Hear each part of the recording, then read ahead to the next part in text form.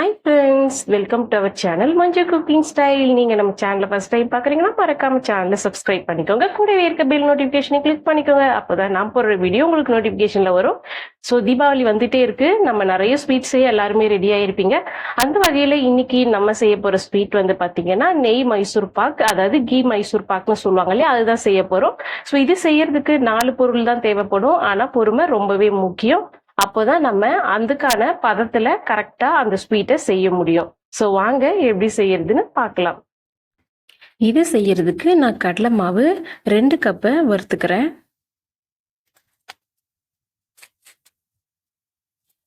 So மாவை வறுத்து பயன்படுத்துங்க, இல்லைன்னா இதோட பச்சை வாசனை போகாது. ஸோ அதுக்காக தான் மாவை வறுத்துக்கிறோம். ஸோ மாவு வறுக்கும்போது இந்த மாதிரி கட்டிகள் ஃபார்ம் ஆகிடும். ஸோ அதனால நம்ம கட்டிகளை இந்த மாதிரி சலிச்சு எடுத்துக்கலாம்.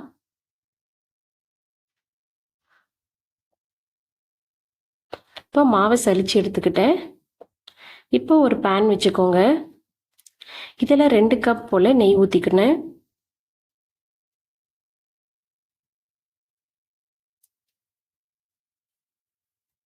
ரெண்டு கப் நெய்க்கு 1 கப் எண்ணெய் ஊற்றணும்.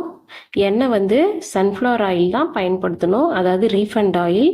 இதுக்கு நீங்கள் தேங்காய் எண்ணெய், கடலை எண்ணெய், நல்லெண்ணெய்னு எந்த ஒரு எண்ணெயுமே பயன்படுத்தக்கூடாது. ஏன்னா அதில் இருக்கிற ஸ்மெல் கேக்கோட ஸ்மெல்லை கெடுத்துரும். ஸோ அதுக்காக தான் ரீஃபண்ட் ஆயில் யூஸ் பண்ணிக்கோங்க. இப்போ எண்ணெயும் நெய்யும் உருகி நல்லா சூடாக இருக்குது. இப்போது இதிலிருந்து 1.5 கப் அளவுக்கு இந்த மாவில் ஊற்றிக்கிறேன்.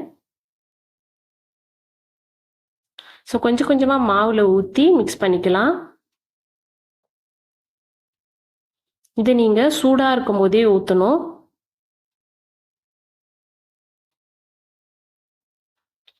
ஸோ சூடாக இருக்கிறதுனால நம்ம இந்த மாதிரி ஒரு விஸ்க் வச்சு நல்லா மாவை மிக்ஸ் பண்ணிக்கலாம்.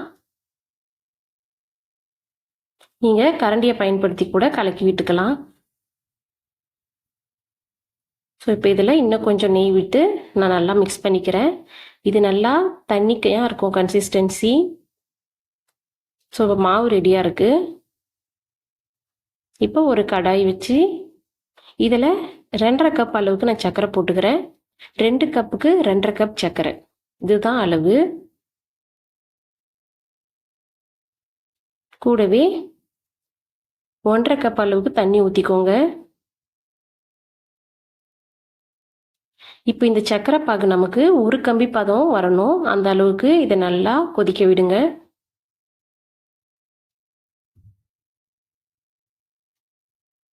இங்கே பார்த்தீங்களா, இந்த மாதிரி கைகளுக்கு நடுவில் நம்ம வச்சு 2 கையும் அழுத்தி பிரித்தோன்னா ஒரு நூல் மாதிரி வரும். இதுதான் ஒரு கம்பி பதம்னு சொல்லுவோம். இப்போ இந்த ஸ்டேஜில் நம்ம கலக்கி வச்சிருக்க மாவை கொஞ்சம் கொஞ்சமாக ஊற்றி இந்த மாதிரி கை விடாமல் கிளறிக்கிட்டே இருங்க. ஸோ அப்படியே ஊற்றிக்கிட்டு இதை கிளறி விட்டுக்கிட்டே இருக்கணும்.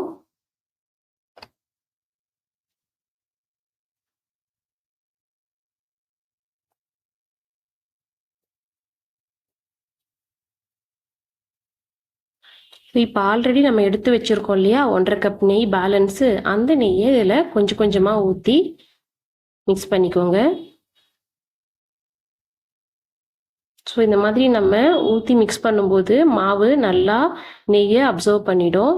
ஸோ இப்போ நம்ம கொஞ்சம் கொஞ்சமாக இதே மாதிரி ஊற்றி மிக்ஸ் பண்ணிக்கோங்க. ஸோ பார்த்தீங்களா, இது நல்லா திக்காக இருக்குது. ஸோ இப்போ என்கிட்ட இன்னும் கொஞ்சம் நெய் இருக்குது, நான் அதையுமே ஊற்றி நல்லா மிக்ஸ் பண்ணிக்கிறேன். ஸோ மாவு வந்து இந்த பதத்துக்கு வரணும்.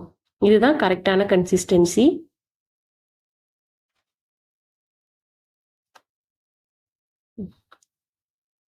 இப்போ எல்லாம் ஒன்று போல் திரண்டு வந்திருக்கு பார்த்தீங்களா. இந்த ஸ்டேஜில் நம்ம எடுத்து ஒரு மோல்டில் நெய் தடவி, உங்ககிட்ட மோல்டு இல்லைன்னா நீங்கள் ஒரு தட்டையுமே பயன்படுத்திக்கலாம். தட்டில் எண்ணெய் இல்லைன்னா நெய் தடவி இந்த ஸ்வீட்டை நீங்கள் ட்ரான்ஸ்ஃபர் பண்ணிக்கோங்க.